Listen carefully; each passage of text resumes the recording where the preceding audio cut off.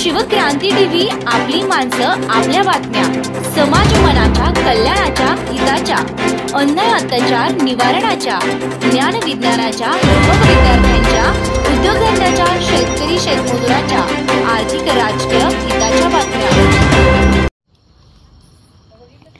लढाई अस्मितेची, ओबीसींच्या हक्काची। मी ओबीसी, माझं मत ओबीसीला।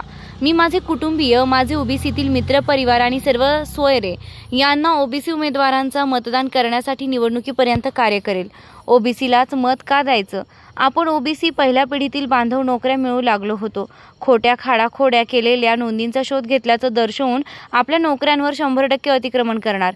स्थानिक स्वराज्य संस्थांच्या माध्यमातून कुठेतरी राजकीय पदे मिळू लागली होती।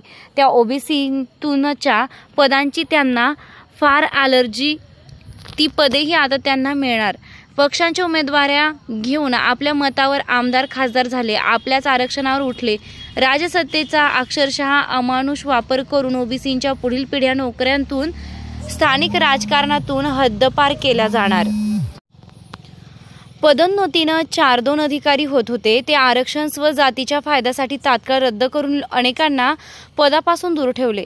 54% ओबीसी लोकसंख्या असताना 5% जागांवरही विधानसभा लोकसभा उमेदवारी देण्यास टाळणे। यांच्या ओबीसींचे मते हवी आहेत, मात्र आर्थिक राजकीय सामाजिक शैक्षणिक भागीदारी प्रमाणात नको।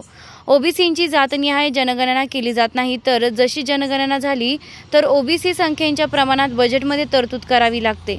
ओबीसींनो, गत 6 महिन्यातील सत्ताधारी प्रस्थापितांचा ओबीसींवरील अन्याय आठवा, ध्यानात घ्या, पुन्हा ती वृत्तपत्रे काढून वाचा आणि मगच विचार करून अन्यायाविरोधात मत द्या। ओबीसींचे प्रत्येक एक मत आपल्याच ओबीसी उमेदवारास मिळायला हवे। महाराष्ट्रात 20 ते 25 जागांवर दुसरा खासदार होऊ शकत नाही। भावांनो, तुमचं मत केवळ एक वेळ आजमावा। राजकीय क्रांती होईल, ओबीसींच्या राजकीय क्रांतीचा पाया प्रत्येक ओबीसी होईल अशी अपेक्षा। यामध्ये मायक्रो ओबीसींची दिशाभूल केली जात आहे। आपल्याला काय मिळत नाही। माधव पॅटर्न राबवला जातो असं म्हटलं जातं, परंतु मायक्रो ओबीसी किंवा मोठा ओबीसी दोघेही निवडणुकीला लवकर तयार होत नाहीत, कारण खर्च मोठा असतो आणि वर्गणी कोणी द्यायला तयार होत नाहीत, कारण मोठे उद्योगधंदे हे ओबीसी मायक्रो ओबीसीकडे नाहीत। प्रस्थापित लोक याचाच फायदा घेऊन मायक्रो ओबीसीला गाव पातळीवरची छोटी छोटी पदं देऊन खाल्ले घ्या रबरी स्टॅम्प पुढारी बनवले जातात आणि त्यांना पाहिजे तसे प्रस्थापित लोक कामे करून घेतली जातात। तर वेळीच मायक्रो ओबीसींनी यांच्यावर विचार केला पाहिजे आणि जो मोठा ओबीसी आहे त्यांनी सुद्धा विचार करून प्रत्येक ठिकाणी मायक्रो ओबीसीला स्थान दिलं पाहिजे। हे सुद्धा काळाची गरज आहे। निवांत कोळेकर, सांगली।